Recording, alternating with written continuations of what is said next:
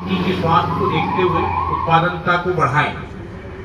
हमारा जो व्यापार है या जो बिजनेस है हमारा आईपीएल का, शुगर फैक्ट्रियां हैं, इथेनॉल प्लांट है, मक्का खरीदते हैं हम लोग, उससे इथेनॉल प्लांट बनाते हैं। बेसिकली काम तो खाद का है।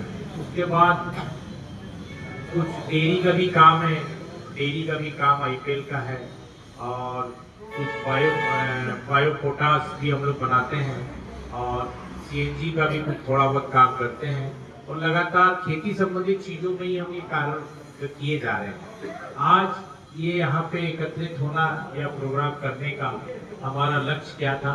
ये प्रणाम करके योजना है भारत सरकार द्वारा चलाई जा रही है, जिसका उद्देश्य है किसानों को रासायनिक खादों के साथ जैविक चीजों का समावेश किया जाए, जिससे मिट्टी की उत्पादन क्षमता बनी रहे और उत्पादन भी बढ़े। ऐसा ना हो कि हम लगातार रासायनिक चीजों पे डिपेंड हो जाए और मिट्टी जो हमारी धरती माता है उससे हमारा उत्पादन बाधित हो जाए या उसकी स्वास्थ्य उसका खराब हो जाए। क्योंकि पहले के समय में आपने देखा कि वैज्ञानिक बोलते थे कि गोबर की खाद डालो, 4 से 5 ट्रैक्टर ट्राली प्रति बीघा गोबर की खाद डालो। ना तो आप गोबर है और ना जानवर बचे।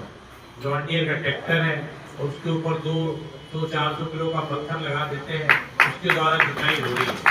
तो जमीन जो कठोर होते जा रही है, जो जिसके कारण जो भारत सरकार का उद्देश्य है कि खेती में हम ये नहीं बोलते कि आप पूरा जैविक खेती करें, हम ये बोलते हैं कि आप खेती में ऐसी चीजों का समावेश करें जिससे खेती की उत्पादन क्षमता भी बढ़े और मिट्टी का स्वास्थ्य भी बना रहे। पहले के समय आपने देखा कि जब बारिश होती थी तो बारिश से खेतों के बाहर कुछ चीजें निकलती थी। केचुआ सुना होगा आपने, केचुआ निकलता था। आजकल खेतों से केचुए निकलते हैं क्या? वो केचुआ खेती के लिए फायदेमंद था या नुकसानदायक था? केचुआ क्या करता था, वो जमीन के अंदर जाके जड़ कंडल खा के वो अपना खाद बनाता था और वो हमारी जमीन के लिए भुरभुरा करता था। अब वो केचुआ जो है ना, कूड़ा करकट हम लोग डालते हैं, वहां से केचुआ निकलता है। और खेती के लिए जमीन की बहुत ज्यादा आवश्यकता है। डीएपी के बोरी में खेती नहीं हो सकती। कभी आप डीएपी की बोरी में दाना डालना, उग जाएगा? नहीं उगेगा। यूरिया में दाना डालिए, उगेगा? नहीं उगेगा। तो हमें जमीन की आवश्यकता है।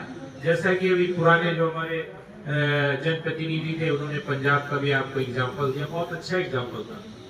तो आज समय क्या है कि खेती में हम पारंपरिक पद्धति जो थी पुरानी, उनको थोड़ा